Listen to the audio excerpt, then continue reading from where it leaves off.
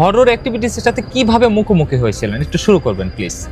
আমি একদিন আমার মামার বাসায় আসছি আমার কাজিনের সাথে। ওখানে আসার পর আমার কাজিনের ওপর একটা খারাপ ভূতের একটা ছিল, প্রবলেম ছিল। মানে মামার বাসায় আসার পর আমাদের একটা রুমে থাকতে দেয়, আমি আর আমার কাজিন একসাথে ছিলাম।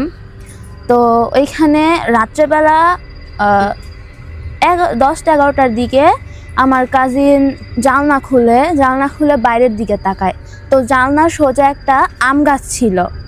আম গাছে মানে যেহেতু কাজিনের ওপর ভূতের একটা আসল ছিল, তো আম গাছে কাজিন ভূত এরকমই কিছু একটা দেখতে পায়, ভূত জিন যাই বলে। তো দেখতে পায়, কাজিন দেখে অজ্ঞান হয়ে যায়।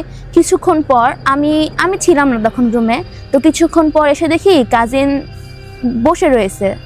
কিভাবে মানে যেভাবে বসে নর্মালি, তো বসে রয়েছে মাথা নিচের দিকে দিয়ে কি যেন একটা বলতেছে, গুনগুন করে ছিল। আম গাছে মানে যেহেতু কাজিনের ওপর ভূতের একটা আসল ছিল, তো আম গাছে কাজিন ভূত এরকমই কিছু একটা দেখতে পায়, ভূত জিন যাই বলে। তো দেখতে পায়, কাজিন দেখে অজ্ঞান হয়ে যায়। কিছুক্ষণ পর আমি ছিলাম না তখন রুমে। তো কিছুক্ষণ পর এসে দেখি কাজিন বসে রয়েছে। কিভাবে মানে যেভাবে বসে নর্মালি, তো বসে রয়েছে মাথা নিচের দিকে দিয়ে কি যেন একটা বলতেছে গুনগুন করে, মানে স্পষ্টভাবে বোঝা যাচ্ছে না। তো কাজিনের আমি জিজ্ঞাসা করলাম যে তোমার কি হয়েছে, বলে নাই, মানে গুমরাচ্ছিল। সে হঠাৎ চিৎকার করে উঠে বসে। তো আমি চিৎকার করে আমার খালু তো তাকে ডাকি,